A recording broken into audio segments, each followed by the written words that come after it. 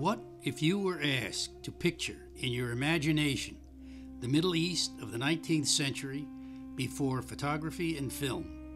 What images would come to mind? Well, quite possibly the first would be the extraordinary pyramids of Giza. Likely the Great Sphinx comes quickly to mind. Synonymous with the Middle East is the camel. Christian artists were drawn to scenes of Muslim piety in prayer. Entitled The Blue Mosque, brilliantly captures the devotion of the Muslim faith. The image of the hookah being smoked may come to mind, perhaps more so among younger viewers. If these or similar images came to your mind, well, besides Lawrence of Arabia, it is because they were all painted by European and American artists.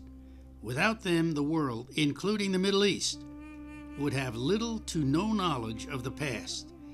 This is because Islam forbids creating images of Muhammad, and by extension, the human form. In short, if one wanted to discover how 19th century cities like Cairo, Istanbul, Damascus, or Jerusalem and their inhabitants looked, the best source for visual record is Oriental paintings by Europeans and Americans. The countries that the 19th century West defined as the Orient were Morocco, Algeria, Tunisia, Libya, Egypt, Palestine, Syria, Lebanon, Turkey, Persia, and India. As this previously forbidden region opened to the West from the mid-1800s onwards, many complex reasons prompted visitors.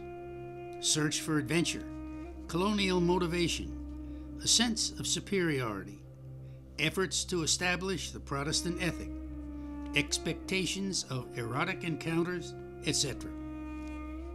But for the artists, it was a desire to discover and accurately portray this new world without political agendas. This was their training in realism. Accuracy and truth triumphed over prejudice. An understanding of the roughly 2,000 years of history between the West and the Mideast, between Christianity and Islam, will add perspective to the art of Orientalism.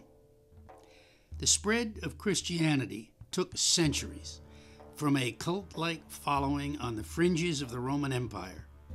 What took Christianity centuries to accomplish was achieved by the Muslim in a comparatively few short years. In 634, Muhammad and his followers set out from Medina, Arabia, on what became known as the Muslim conquest. In 6 years, by 640, Muslim armies conquered Palestine, much of Mesopotamia, Syria, Egypt, and in another decade, Persia. By 711, battle-hardened warriors crossed Gibraltar and seized most of Spain. To the east, Muslim armies reached the borders of modern-day Pakistan. The Muslim armies crossed the Pyrenees and approached Paris, until finally stopped at Tours in 732. It would take 100 years to drive them back across the Pyrenees to Spain, and that would remain under Muslim rule for 600 years more. For the next several centuries, the economies and cultures of the Muslim world would grow and flourish. Europe was in the medieval era, while the Muslim world was at its height of civilization. Between the 11th and 13th centuries, 9 attempts were made to conquer the Holy Land, mostly failures, but permanently solidifying an us and them between the two cultures and religions.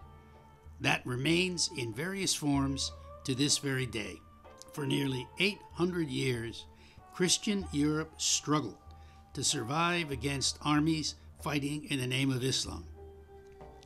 Arab armies had conquered Spain in 10 years, and it took Christian armies 700 years to get them out.